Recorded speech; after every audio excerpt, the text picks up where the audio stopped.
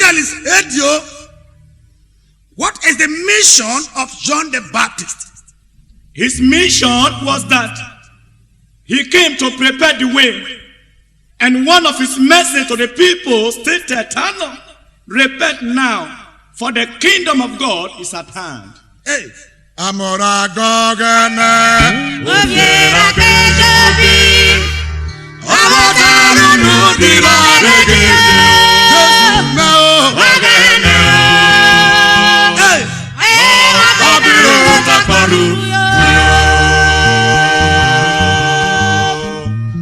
Don't allow this opportunity to pass you by. Nobody can predict when Mr. Death will come. Onana all you been Nagana biyota Hey. Okora kawo marali bere Nagana Hey. Abiru takparu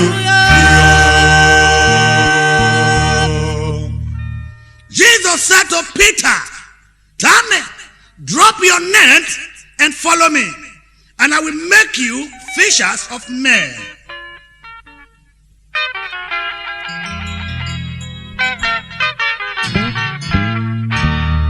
Hey. Ogana hero say When you ruraye Asara pami remember Abiru takparu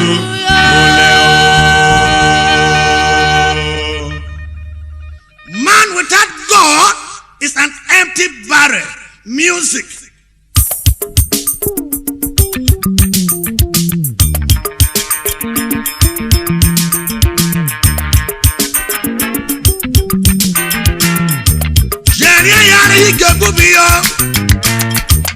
The Lord is calling you in Isaiah 1:18. Turn, call, and let us reason together.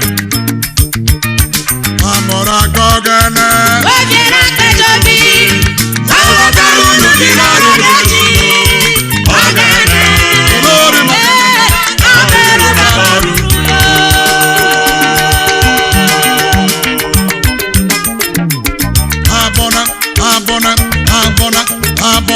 Abona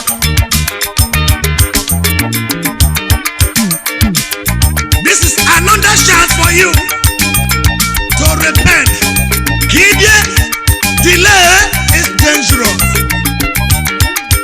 Onana ayube Nagana biyota Okora kawo marali bere Mana abiru takparu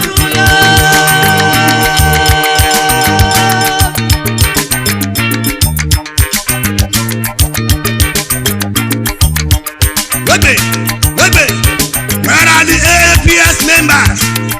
Proper demonstration now.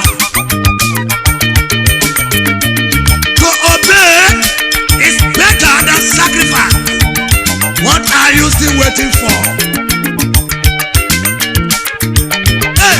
Ogana hero say When you ruraye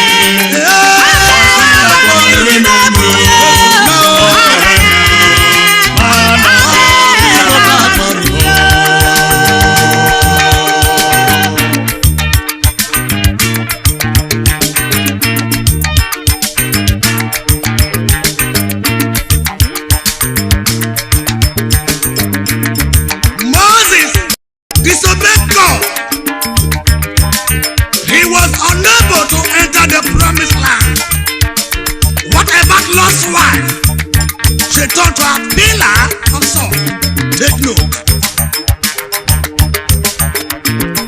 Evangelist Mrs. Lindsay Opa, come and give me the song.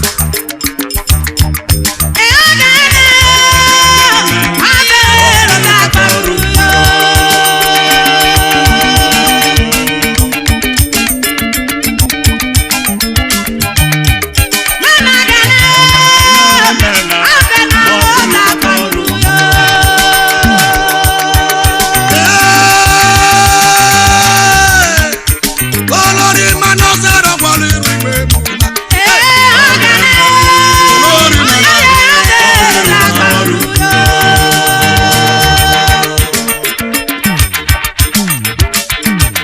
My daddy, evangelist doctor James Ofurie JP, the living legend. Daddy, more grace to your able. Wait.